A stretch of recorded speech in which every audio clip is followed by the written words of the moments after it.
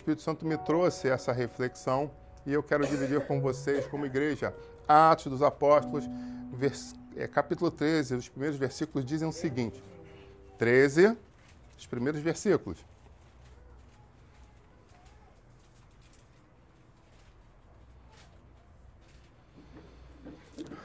Vai falar sobre a primeira viagem missionária do apóstolo Paulo e o apóstolo Barnabé.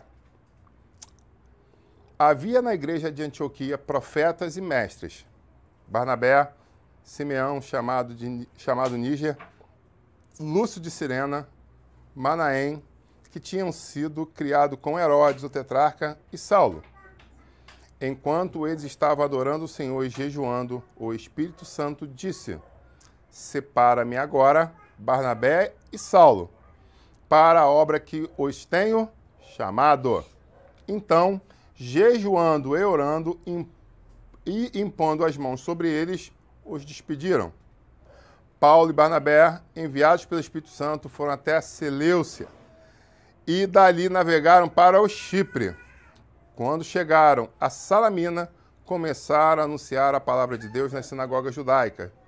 Tinham também João como seu auxiliar, ou em outras versões, como seu cooperador. Amém? Pai, em nome de Jesus, eu quero apresentar a ministração dessa noite, mais uma vez a Ti. Eu quero pedir que o Senhor fale aos nossos corações de uma forma muito especial. Nós dependemos do Senhor e clamamos que o Teu Santo Espírito esteja nos direcionando, tanto no falar quanto no ouvir. Sim, que todo impedimento de ouvir e entender tudo que vai ser ministrado essa noite seja repreendido em nome de Jesus.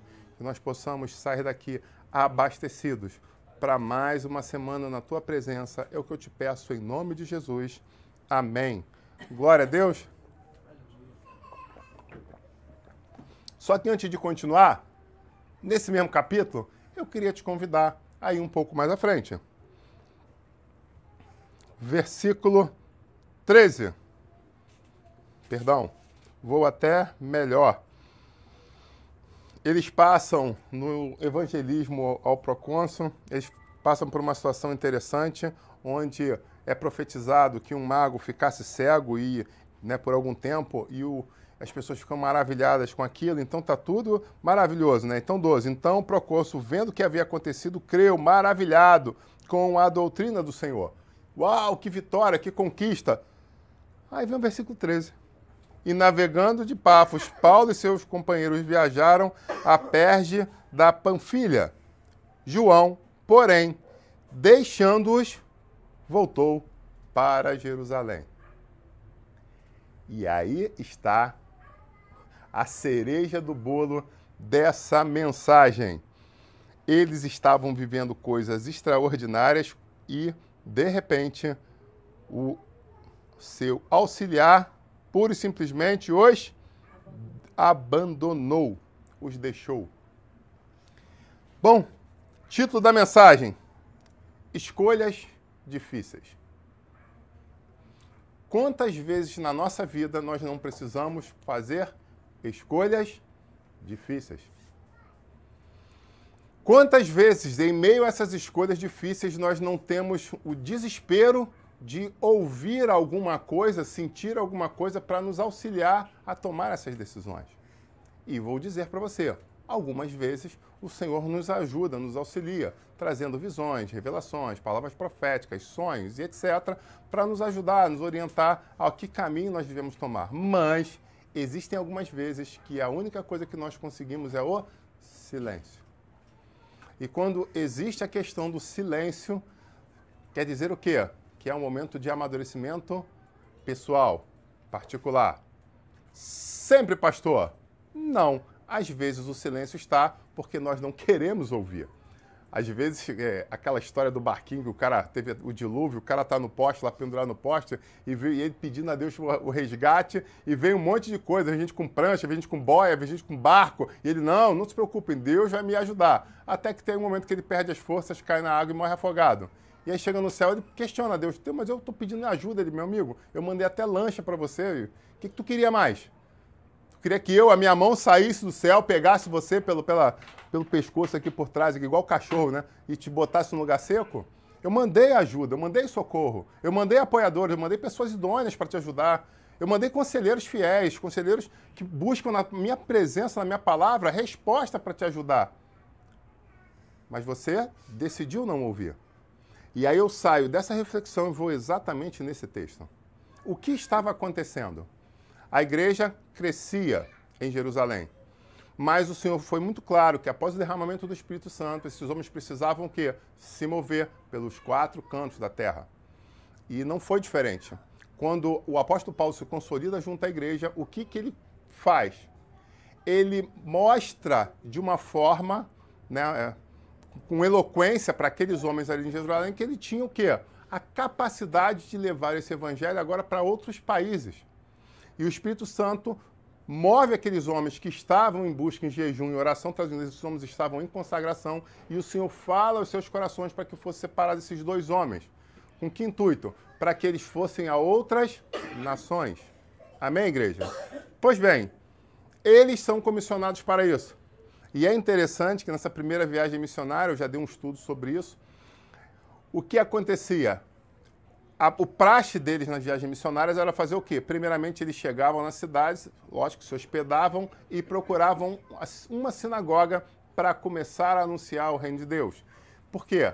Eles anunciavam primeiro os de casa, os judeus, para, na sequência, buscar os gentios convertidos e, na sequência, né, os gentios propriamente dito. Então, era essa a forma de agir deles. Eles prestigiavam primeiro os da família, eles prestigiavam primeiro os judeus. Tanto que ele fala que quando eles chegaram lá, eles procuraram o quê? Uma sinagoga para pregar e anunciar as palavras de Boa Nova, porque muitas pessoas que estavam ali estavam aguardando a vinda do Messias. Amém, igreja? Então, eles chegavam lá e falavam assim, bom, vocês estão há anos esperando o Messias, eu quero dizer, o Messias chegou. O nome dele, Jesus, o Cristo, o Filho do Deus vivo.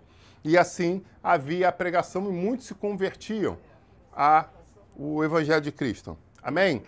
Pois bem, além desses 2 homens, é importante te dizer que houve também a ida de um auxiliar. Qual é o nome desse auxiliar? Esse auxiliar foi João Marcos. E eu pergunto mais uma coisa a você. Quem foi João Marcos? João Marcos foi um dos homens que foi comissionado, foi um dos 70, aqueles homens que tiveram essa experiência dos 70, ele fez parte disso. Teve o comissionamento dos apóstolos e teve o comissionamento dos 70. Vocês estão lembrando disso, amém? Então, ele fez parte dessa... Então, está dizendo, alguém que já tinha tido experiências extraordinárias, quando eles saíram de 2 a 2, né? Jesus deu uma orientação para eles que eles fizessem essa obra missionária por dentro de Jerusalém, não levasse ali um alforje, não levasse coisas extras. Aonde eles chegassem, eles seriam provisionados pelo Senhor através de homens e mulheres que receberiam a palavra e os trariam a hospedagem. Então, o cenáculo era de João Marcos, né? Essa parte de cima. Sim, sim.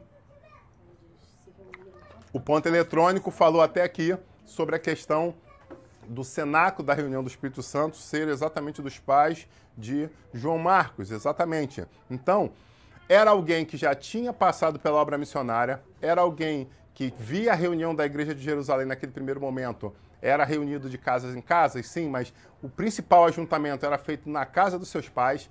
Então, era alguém que teve experiências pessoais, era alguém que viu a igreja crescer no cenáculo, no salão da sua casa, era alguém que tinha ali um contato especial com o apóstolo Pedro, então o apóstolo Pedro literalmente pastoreou ele nesse primeiro momento da igreja, porque Pedro, no começo, né, depois que a igreja instituiu propriamente dito, a gente já viu o estudo, que o irmão de Jesus, Tiago, Enó, ficou responsável com o bispo de Jerusalém, anos à frente, onde o apóstolo Pedro saiu também em obra missionária. Então ele deixou a administração da igreja local com o irmão de Jesus, Tiago Menor. Então, nesse momento ainda, Pedro, à frente da igreja local, tinha ali como o quê? Como seu padawan, ali, como aprendiz ali, um jovem chamado João Marcos. Então, não era um qualquer, era um jovem, sim, mas um jovem com muitas experiências. Tanto que ele já tinha tido experiência de obra missionária no comissionamento dos 70, que agora, nessa nova investida da igreja, Pedro aceita que ele vá junto com Paulo e junto com Barnabé. Só que eu preciso lembrar para vocês que essa primeira viagem missionária de Paulo foi repleta de quê?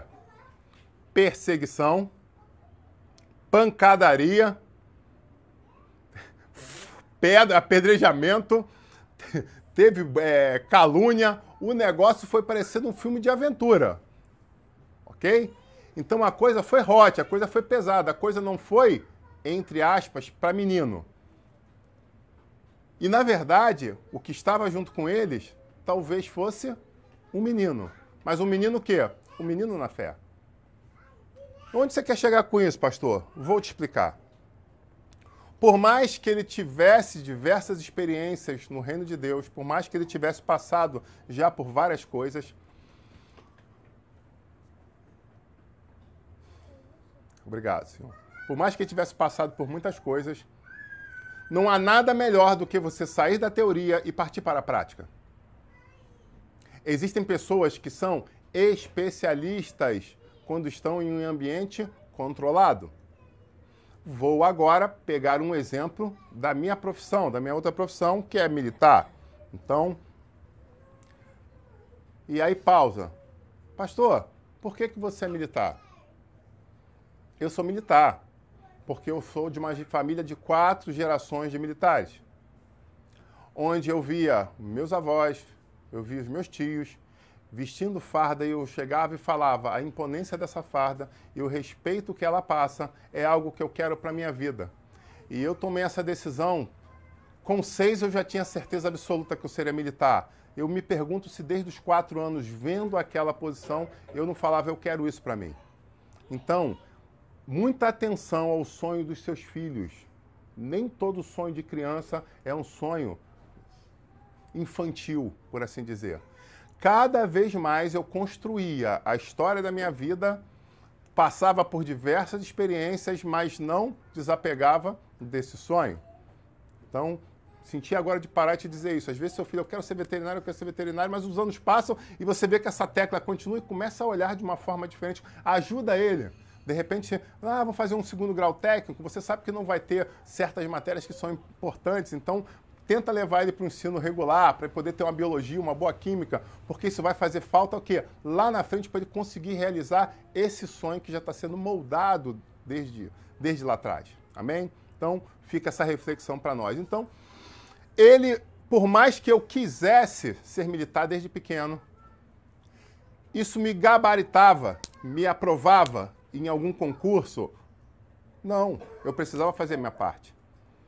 E vou dizer mais, isso me aprovava num teste físico para entrar numa escola militar? De forma alguma.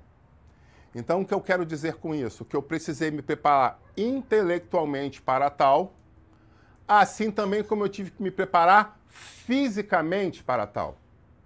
Para passar nos testes, chamado teste físico, e para aguentar a batida dos anos de formação dentro da escola militar. Você está entendendo isso? Pois você vai, se você fala assim, mas pastor, por que você está falando isso no meio da mensagem? Você vai entender. Talvez esse jovem sonhasse ser como o seu pastor principal, que era Pedro. Talvez ele sonhasse fazer exatamente aquilo que Jesus fazia. Talvez ele sonhasse fazer o que Jesus falou, que eles fariam coisas maiores ainda. Ele falou, eu quero fazer isso aí. Cara, achei muito maneiro. Então ele estava literalmente empolgado com a possibilidade. Amém? Agora eu pergunto a você, empolgação leva alguém a algum lugar? Profunda. Agora era aquela hora que a gente podia se despedir dos irmãos em casa, abençoar ele, pegar o telefone, pedir umas pizzas, sentar aqui, porque esse debate iria até mais tarde. Será que uma pessoa motivada faz com que as coisas aconteçam? Porque motivação por si só não leva ninguém a lugar nenhum. Quem já estudou aqui sobre a questão do triângulo do fogo? Quem já estudou aqui? O que é necessário para que haja fogo? Eu preciso de oxigênio, comburente e... Qual é a terceira? Preciso de oxigênio, preciso do comburente, papel, por exemplo, comburente. E a terceira coisa que eu preciso aplicar aqui, ó, calor, não é isso? Eu preciso de calor. Então eu coloco o calor no comburente e eu preciso do oxigênio para poder fazer a queima. Concorda comigo? Não é isso?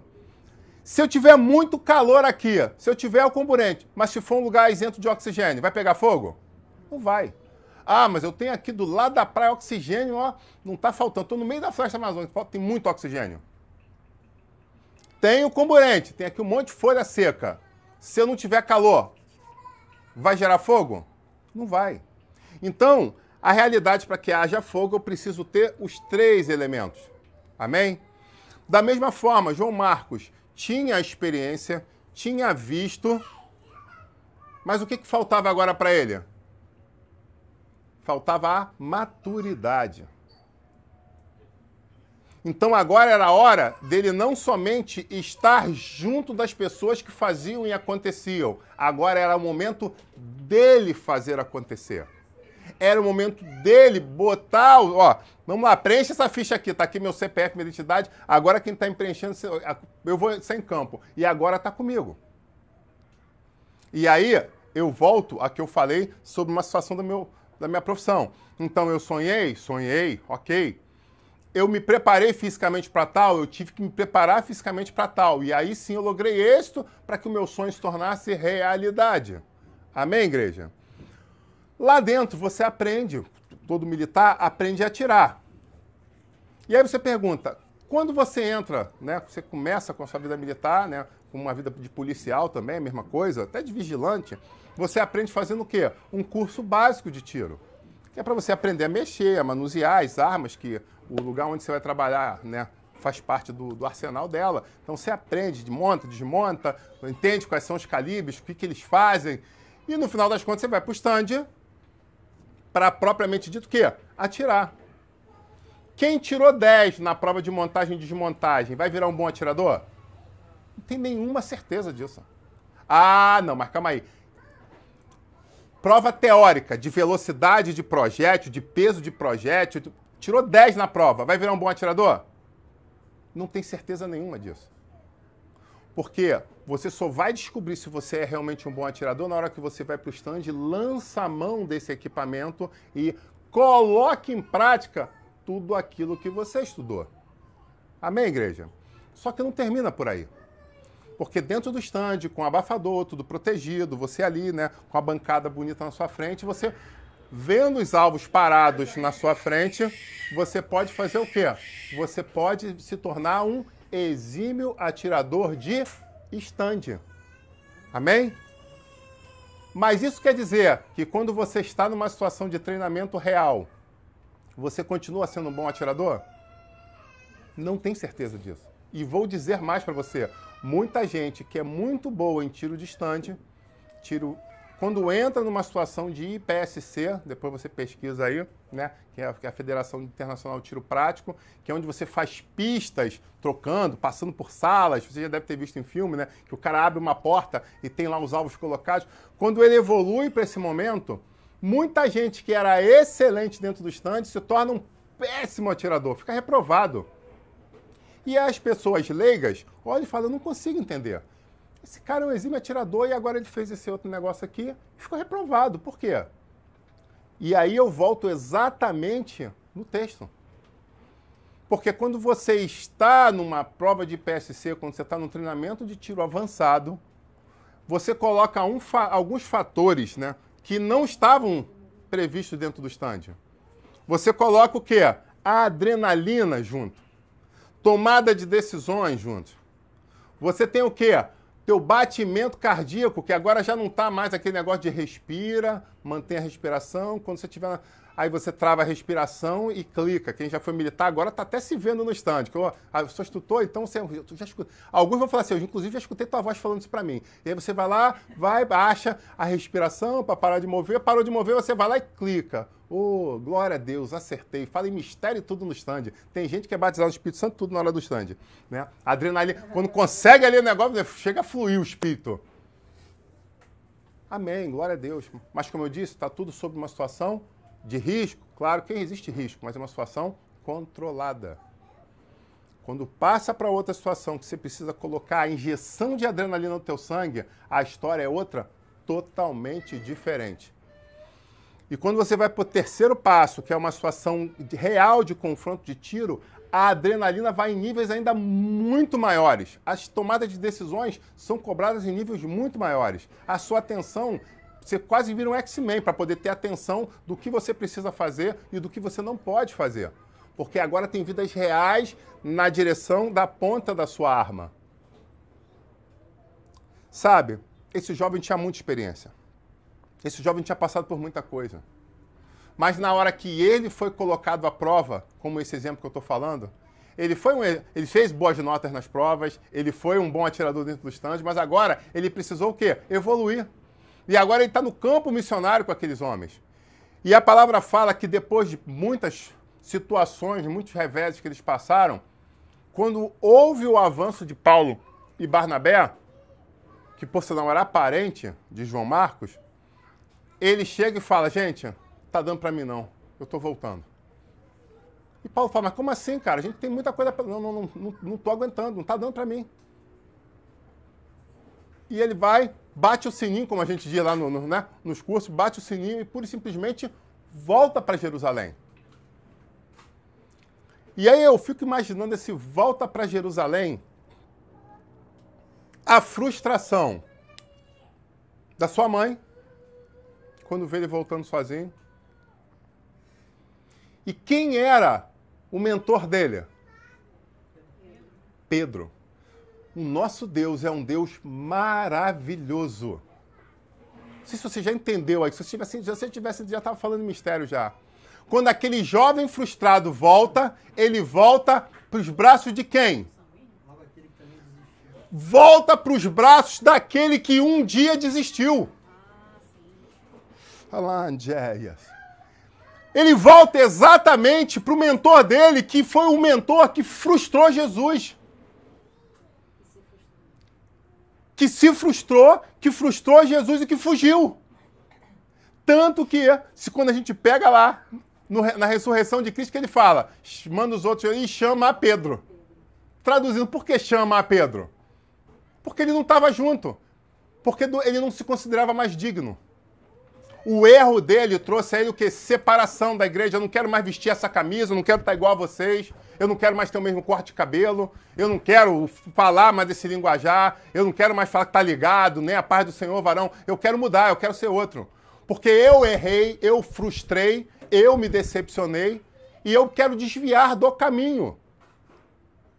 Mas Jesus chega e fala, Pedro, vem que eu quero conversar com todos vocês, inclusive contigo. E aí, quando Jesus aparece, ele aparece a eles e a Pedro. E o tempo passa, e agora Pedro está à frente da igreja de Jerusalém. E ele mesmo outorga, na direção do Espírito Santo, o início dessa viagem missionária de um homem fantástico, que foi Paulo. Ele é como se assinasse a ordem de serviço, que é, né? Ainda está aqui a ordem de serviço, você poder sair nesse comissionamento aí, vocês três. E agora ele está vendo aquele jovenzinho voltando, frustrado, cabisbaixo, de cabeça baixa, não era mais o mesmo. Tinha apanhado no campo, tinha sofrido, passado fome, passado frio. Ele agora viu que o negócio era um pouco mais difícil do que ele imaginava. Agora ele está vendo num outro primo, Jesus não está mais perto, mas quando Jesus estava aqui isso não acontecia, mas agora é contigo, agora é comigo. Agora é com você. Mas quem vai carinhosamente trazer ele de volta? Aquele que um dia foi resgatado. Então eu quero dizer uma coisa para você. Você muitas vezes fala que igreja é lugar de ex. E eu glorifico a Deus pelos ex da igreja. Porque quem um dia foi alguma coisa que hoje se orgulha de ser ex, olha que profundo isso, hein? São pessoas que amam de uma forma diferente. Porque um dia passaram fome, um dia passaram frio, um dia tiveram dentro de uma caçamba gelada de um camburão. Foram pessoas que passaram situação de risco. Então, quando olha para o outro, olha com um olhar de misericórdia, olha com um olhar de amor. Não como um tolo, não como um bobo, não confunda isso, porque algumas pessoas pensam que o cara é crente, o cara é bobo. Não é nada disso. Nós andamos em discernimento do Espírito. Mas o fato é que quando nós olhamos para uma pessoa e falamos, essa pessoa errou, essa pessoa falhou, essa pessoa me decepcionou, essa pessoa merecia ir pro buraco, você para e fala, opa, por mais que ela realmente merecesse isso, eu decido continuar amando. E é exatamente essa história que hoje, 6h38 da manhã, o Espírito Santo trouxe ao meu coração para dividir com a igreja essa noite de ceia. Porque a ceia é noite de reconciliação, onde o mestre desse jovem senta com Jesus e fala, não sou digno. E ele fala, eu estou te chamando aqui para uma coisa, senta aqui comigo, vamos bater um papo. Vamos bater um papo. Você, que diferente dos outros, continuou conduzindo o barco de uma forma certa para a praia, você não se aguentou dentro de você e você pulou na água. Tem algumas pessoas que não se contentam em viver o normal, elas querem o sobrenatural.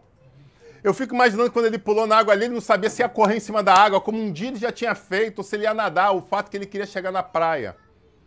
Ele queria estar perto de Jesus de novo. Ele olhou e falou assim, é Jesus.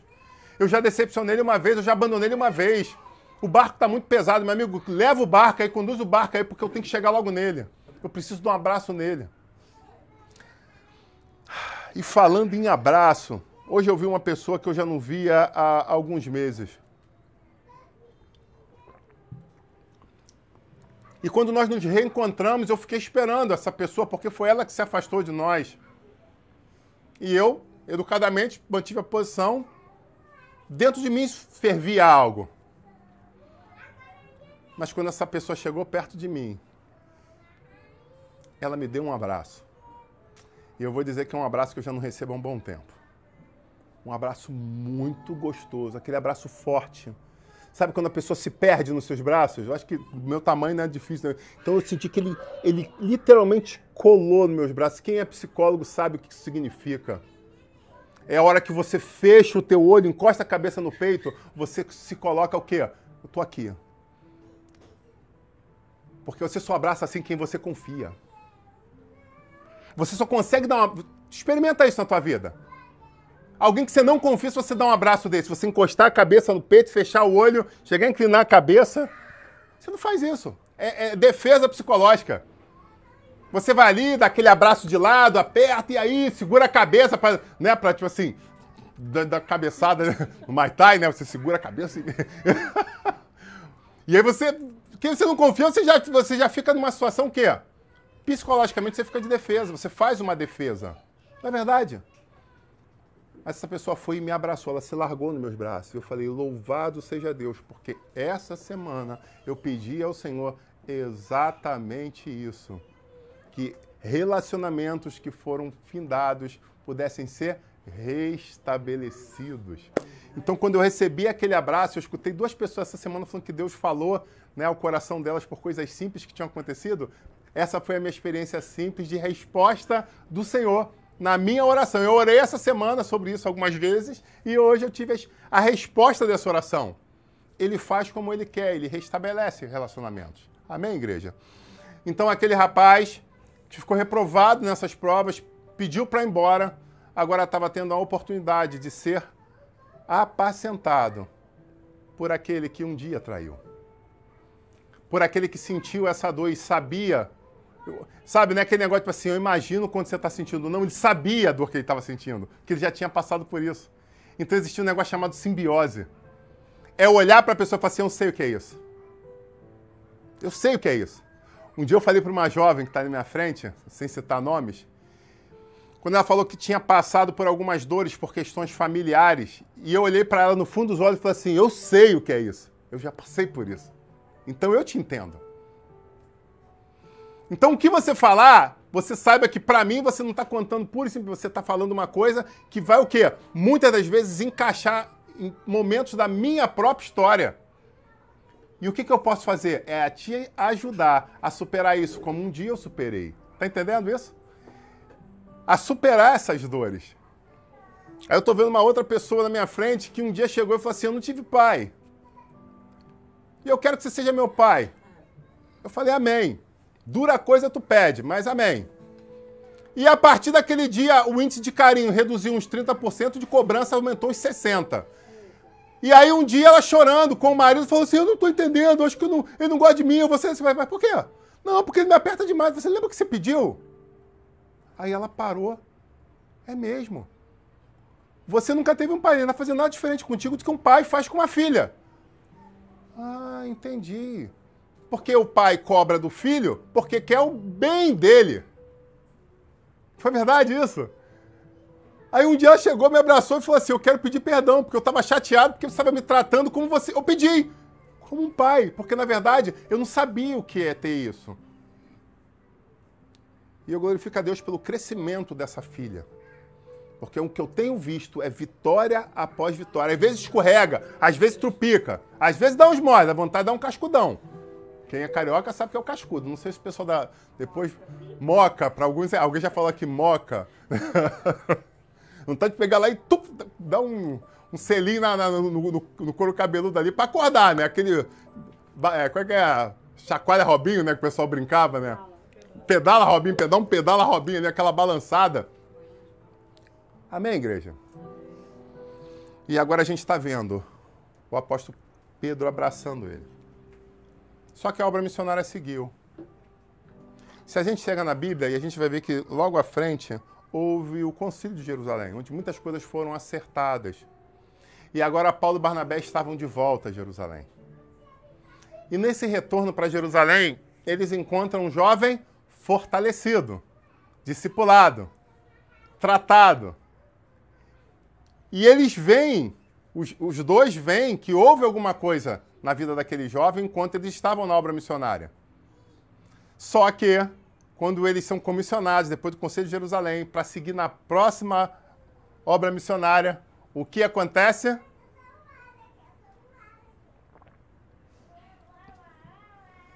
Paulo e Barnabé divergem em pensamento sobre se deveriam dar uma nova oportunidade em campo para aquele jovem ou não. E aí começa um problema entre os amigos. Por quê? Paulo falou, ele me deixou na mão uma vez, não vou dar uma nova chance para ele vir comigo. E Barnabé falava, ele aprendeu, eu fico imaginando ele nas conversas dele, ele estava com Pedro. Pedro mentoreou, enquanto a gente estava fora, Pedro abraçou ele, ajudou ele, ensinou muita coisa para ele. Ele agora está mais maduro, olha só como é que ele está, a postura dele está diferente. Vamos levar ele.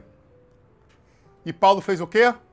Não quero brincar novamente com isso. A obra do Senhor é uma coisa muito séria. Não cabe lugar para meninos. E aí eu pergunto para você, se coloca nesse diálogo, se coloca nessa história, deixa de ser uma história agora, faz uma transposição. E olhem que personagem, se tivéssemos aqui com representação de uma peça. Vai ter uma peça mês que vem aqui na Goel, né? A primeira peça que a gente vai fazer. E tem esses dois papéis aqui para... Na verdade, tem esses três papéis, né? Do moleque fujão. O moleque fujão que meteu o pé, deixou os caras na pista. Tem o do apóstolo Paulo e do apóstolo Barnabé. Pergunta eu a você, que papel você se colocaria? Que papel você exerceria nessa peça? É a pergunta que eu faço para você. Em qual dos três você fala, não, pastor, eu acho que eu me encaixo em Barnabé. Eu era o cara que ia querer, ia tentar desenrolar para trazer uma nova oportunidade, para dar uma nova chance. Ou você fala, não. Eu me dá o papel de Paulo, é meu, já ganhei esse papel é meu. Porque as coisas de Deus são sérias, não dá para brincar. Não dá para brincar, eram vidas que estavam em risco no campo. Literalmente, inclusive Paulo, vocês sabem minha linha doutrinária de tese de doutorado, que Paulo ressuscitou exatamente nesse momento da primeira viagem, quando apedrejam ele, largam ele lá de fora, que a tradição era essa, apedrejar, deixar o corpo morto lá de fora, e ele, quando o nego vai lá para ver lá, chorar o corpo, ele possivelmente levanta sem nada quebrado, sai andando, foi um milagre extraordinário que o Senhor trouxe para ele. Ou você seria o terceiro que fugiria diante das situações? Aonde você se encaixa? Sabe, é muito fácil a gente olhar de fora e trazer pontos de vista. Então, antes de seguir aqui, eu quero convidar você a pensar sobre isso. Quem é você nesse papel? Que papel você exerce ou exerceria? E olha o que eu falei aqui, ó, tempo verbal. Que você exerce ou que você exerceria. Sabe por que eu estou falando isso? Porque muitas vezes na história da nossa vida nós estamos fazendo exatamente isso. Julgando coisas, pessoas e situações. Ou não dando uma segunda chance, ou decidindo dar uma segunda chance. Então, muitas vezes nós estamos nesse momento da Bíblia Sagrada, como esses dois, os grandes homens de Deus, dialogando. Dá uma nova oportunidade ou não dá uma nova oportunidade? Não, eu não estou mandando, falando que ele vai para o inferno, ele que continue ajudando a igreja local. Na obra missionária eu levo ele, não confio mais nele. Acabou, para mim acabou.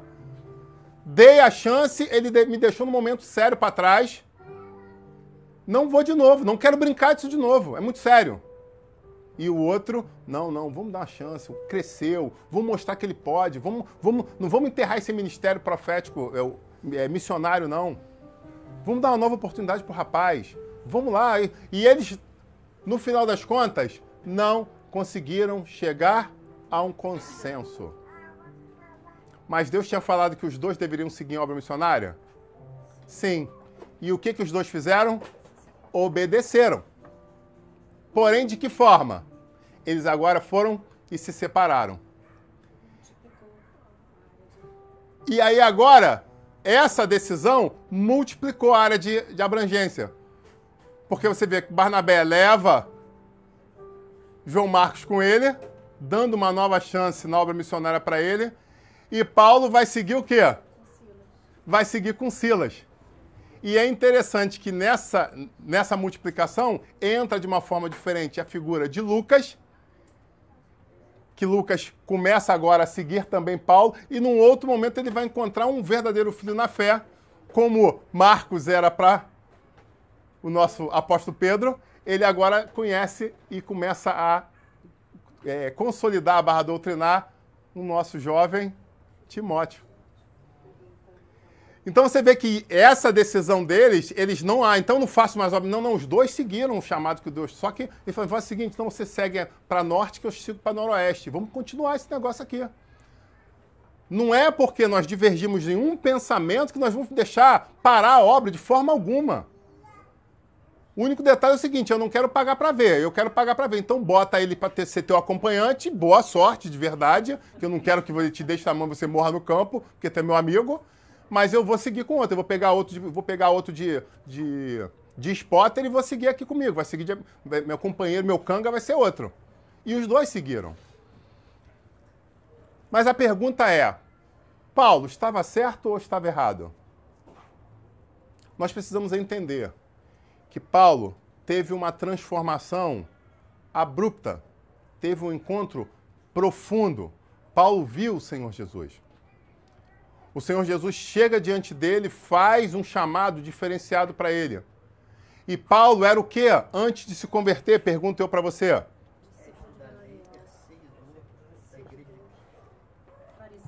Então ele era fariseu no talo. Fariseu com pedigree. E qual era a característica? Inclusive vai sair um papo reto para você aí que não viu o estudo. Vai sair um papo reto falando dos fariseus esses dias. Pode clicar aí que vai aparecer um card aí mostrando o estudo sobre os fariseus. Que inclusive eu faço uma pergunta. Ser chamado de fariseu automaticamente é ser hipócrita ou não? Será que você pode ser, de uma forma elogiosa, ser chamada de fariseu? Nós temos um estudo no canal sobre isso, sobre os partidos políticos, e vai ter um papo reto exclusivamente falando sobre isso. Te convido a assistir depois. Então, pois bem, ele era fariseu. E qual é a característica positiva dos fariseus? Eles conheciam a lei. Ah, mas tem a questão do jeito de apoio. Mas tira o que é ruim, vamos para o que é bom. Eles conheciam a lei. Eles procuravam seguir a lei. Eles eram pessoas zelosas, que cuidavam de uma forma extremada das coisas do Senhor. E foi esse homem que tinha essa raiz de responsabilidade com levar a obra. E aí a gente dá um passo a mais, porque dentro da variante dos fariseus tinha a questão dos escribas, os mestres da lei, que eram os copistas. Esses eram mais zelosos ainda. Ele sentava ao pé de um dos principais, se não dizer o principal daquela época, que era Gamaliel. Ele era aprendiz direto de Gamaliel. Tanto que ele chega e fala, me dá a carta aí que eu vou caçar esses caras. Porque o nome do Senhor não vai ser mais envergonhado. Esse era Paulo. E quando a gente entende a característica da pessoa, fica muito mais fácil fazer um diagnóstico. Ele era um cara rígido e era um cara sério, comprometido, a ponto de, quando ele foi apedrejado, largado como morto, asterisco, para mim morto, e teve a experiência da ressurreição dele, ele levantou, voltou para a cidade, e o que ele fez no dia seguinte? Saiu para pregar de novo. Porque a responsabilidade, a entrega dele era plena.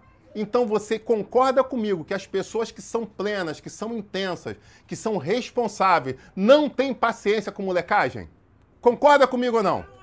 Sim ou não? Vocês, sim ou não? Sim. Se você é uma pessoa séria, se você está tendo uma busca e tem uma pessoa de molecagem do teu lado, você não tem paciência com ela. É normal isso, a psicologia explica isso. Se você se leva a altos padrões, você não quer andar com pessoas que não levam padrões, que não se responsabilizam. E eu vou te dizer que muitos casamentos acabam entrando em conflito por causa disso. Porque algumas pessoas são extremadas na busca, seja por alimentação, seja por vaidade. E por sinal, varões, menos creme, deixa as varoas usar mais creme. Tem varão que tá usando os creme da mulher toda, cara. Menos creme, menos creme. Em parte sabemos, em parte profetizamos. Então pega esse mistério aí, aleluia. Glória a Deus. Pode comprar condicionador, não estou nem falando disso, mas menos creme, menos base. Oh, me ajuda aí, cara. Vou até beber uma água. Pô, tem uns negócios aí que só Jesus na causa. Né? O helenismo, o helenismo. Olha a história dos macabeus aí, ó. Você leu, isso já aconteceu na Terra, hein? Cuidado. Pois bem, brincadeiras à parte para dar uma descontraída.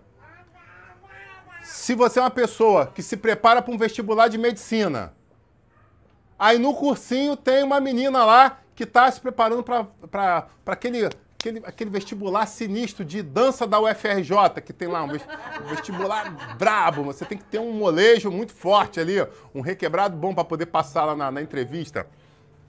Qual é a chance disso dar errado? Vai viver com a cara nos livros e o outro vai viver dançando igual o Fred Astaire. Há uma grande chance de ter o quê? De ter conflito no meio disso tudo. Amém? Ah, você está dizendo que está fadado. Não estou dizendo que está fadado ao fracasso. Pelo amor de Deus. Só que eu estou dizendo que há uma chance maior. Por quê? Por causa da divergência de pensamentos, de interesses. Você tem uma pessoa que está fazendo artes e outra está fazendo engenharia. Será que elas vão ter ponto? Então, quando você tem uma pessoa que pensa perto, não precisa ser exatamente, não, médico tem que casar com... Porque seria casta, né? O engenheiro tem que casar com o engenheiro, matemático, mas nada disso, não é disso que eu estou falando. O que eu estou dizendo é que muitas vezes é mais fácil quando você junta ideais e pensamentos, traduzindo casa-ministérios, a vida a dois, do que quando você vive num julgo desigual. Porque muita gente pensa que julgo desigual é só um crente com um não crente. Muitas vezes tem pessoas evangélicas que se vivem literalmente num julgo desigual. Os dois seguem a Jesus. Um é saduceu, outro é fariseu. O meu amigo já agarrou. Um é zelote. E o outro é o quê? Herodiano não, é que o povo de João Batista lá. Essênio. Um é essênio, outro é zelote. Meu amigo, um quer ficar separado, orando, buscando, e o outro quer fazer justiça com a ponta da faca. Meu amigo, há uma grande chance de dar errado esse negócio. Então, eu convido a você que ainda é solteiro a dar uma refletida antes de casar. E você que é casado, a botar o joelho no chão se o negócio não tá bom. Então, fica aí as duas reflexões para você, ok? Então, por isso o apóstolo Paulo não queria dar uma segunda chance. Pela característica dele, pela criação dele, pela formação teológica dele. Em contrapartida, Barnabé tinha um dom muito especial. Ele era um grande mestre, ele se movia no dom de mestre de uma forma muito especial. Os livros de apoio vão dizer que quando eles saíram na primeira viagem missionária, Paulo saía pregando eloquentemente e ficavam diversas dúvidas. De quem? De rabinos, de fariseus, de mestres da lei, de escriba. Traduzindo, era gente que tinha conhecimento. Paulo tinha conhecimento? Tinha, porque ele era mestre da lei, estava ali na escola, né, sentado aos pés de Gamaliel. Ele tinha capacidade e entendimento pleno para isso, ok. Mas qual era a característica? Barnabé tinha a eloquência de ensinar, de explicar de uma forma diferenciada. Então, eles se juntam, quando eles estavam juntos ali, faziam uma dobradinha fantástica. Amém, igreja? Então, eles tinham diferenças, mas que se completavam. E aí é o outro ponto de vista. Muitas vezes, num casamento dá certo. Mas, pastor, às vezes dá certo porque essas diferenças realmente se completam. Aí, perfeito, sem problema nenhum. Ok? O importante é nós andarmos focados naquilo que o Senhor tem para nós, porque nada melhor do que andar no centro da vontade do Senhor. Então, Barnabé já fazia uma análise, uma reflexão, um pensamento. Isso aqui aconteceu isso. Então, ele fazia uma forma mais analista. E por isso que ele queria dar uma nova oportunidade. São temperamentos diferentes, são pensamentos diferentes. Não tinha o certo e errado, e é isso que eu quero que você entenda nessa história. Paulo não estava errado. Barnabé não estava errado. Eram dois temperamentos diferentes, com dois pontos de vista diferentes. E os dois, se você mandasse fazer uma defesa, faria uma excelente defesa dos motivos, dos porquês. Mas o fato é, Deus tinha um plano em meio a essas escolhas difíceis. Sabe, eu queria que você abrisse a palavra de Deus, porque tem uma coisa interessante que está lá em 2 Timóteo que eu queria dividir com vocês. Passaram-se 20 anos. Muita coisa aconteceu, muita coisa mesmo. Coisas extraordinárias aconteceram. E lá em 2 Timóteo, no capítulo 4, a partir do verso 9, vai ter uma história muito linda na Bíblia Sagrada. E essa epístola é epístola de quem para quem? Pergunto eu para você.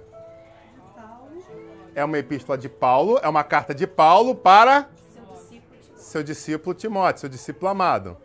E olha o que Paulo escreve. Procure vir logo ao meu encontro, pois Demas, amando a este mundo, abandonou-me e foi para Tessalônica. Traduzindo, um dos cooperadores de Paulo tinha o quê? Virado a cabeça e partiu. Ok? Crescente foi para a Galácia e Título foi para a Dalmácia. Só Lucas está comigo. Agora vem o mais fantástico que eu quero que você reflita nessa história. Paulo estava chamando Timóteo para vir para perto dele, que era o filho amado. Mas ele falou, traga Marcos com você.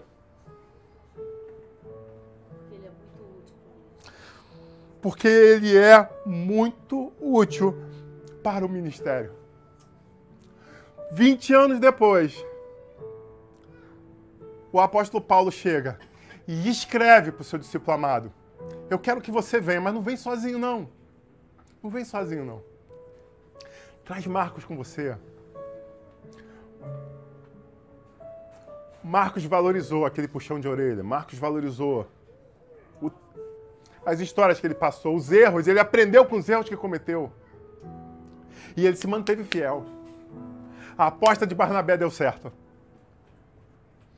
Valeu a pena investir naquele jovem de novo. Aquele jovem desviado agora se tornou um grande homem de Deus. E o apóstolo Paulo traz ele com uma palavra de referência no final do seu ministério. A igreja estaria bem cuidada. Tinha uma nova geração que estava vindo, que tinha responsabilidade. Que sabia valorizar as coisas do Senhor. Sabe, não é uma briga de quem está certo ou quem está errado, como eu disse para você. Eram temperamentos diferentes, pontos de vista diferentes. E cada um fez o que achava melhor. Mas foi uma decisão que fez o reino de Deus crescer. E o mais interessante, que mesmo Paulo tendo naquele momento mantido posição, lá na frente ele reconhece. Esse jovem deu certo, esse jovem cresceu e eu quero você perto de mim. Traz ele para perto de mim. Sabe por quê? Paulo sabia que não tinha mais muito tempo. E ele queria ele perto, sabe para quê? Para poder passar algo a mais, para poder passar experiências, virtude, unção. Para poder dividir com ele coisas que ele tinha passado por uma outra vertente que talvez ele nunca tinha andado. Talvez ele estivesse preparando esse jovem, agora não mais tão jovem, agora um homem maduro, para assumir esses campos que ele agora, indo para o Senhor, ia ficar para trás. Então ele queria equalizar pensamentos, ele queria investir um tempo que ele ainda tinha. Sabe, meus irmãos, Paulo já tinha tido a visão. Ele tinha tido visões do céu. A diferença entre Paulo e João é que Paulo não foi autorizado a falar. Eu já expliquei isso na última aula, aqui na quinta-feira. E João foi autorizado a escrever, e eu expliquei inclusive o porquê, porque tem um sentido, um contexto sobre tudo isso. Quem não viu, assiste a última aula que você vai entender o que eu estou falando. O fato é... Meu Deus do céu. Esses homens estavam ali. E eles estavam tendo uma nova oportunidade de reconstruir junto. E é exatamente nesse momento que, passando para a ceia, eu termino te dizendo: Jesus Cristo não fez diferente de Paulo. Ele não chamou para o ministério homens à toa, homens descompromissados. Ele chamou pessoas que tinham envolvimento, que tinham coração, que tinham virtudes, que tinham vontade. Aí alguém vai falar: não, mas teve um que traiu. Assim como Barnabé deu uma nova chance, Jesus também deu uma nova chance. E eu posso dizer que Judas recebeu chance até o último momento. Quando, ao ser recebido pelo mestre junto com os guardas, é interpelado dizendo: para o que você vem, meu amigo? Traduzindo, ele sabia que sairia traído aquela noite, ele sabia que o que ia acontecer com ele, Deus já tinha mostrado para ele o cálice de sofrimento, mas ele mesmo assim decidiu continuar amando a Judas. Você precisa decidir o que você faz com o amor que é derramado sobre a tua vida. Muitas vezes o amor vem na tua direção, você precisa decidir se eu quero receber ele ou não. É uma decisão. Algumas pessoas falam: mas eu não sei se a pessoa vai corresponder. Isso não é amor. O amor é entrega. O amor é presente. O amor é dádiva. A pessoa que decide o que ela vai fazer com esse amor, nós não podemos tomar essa decisão.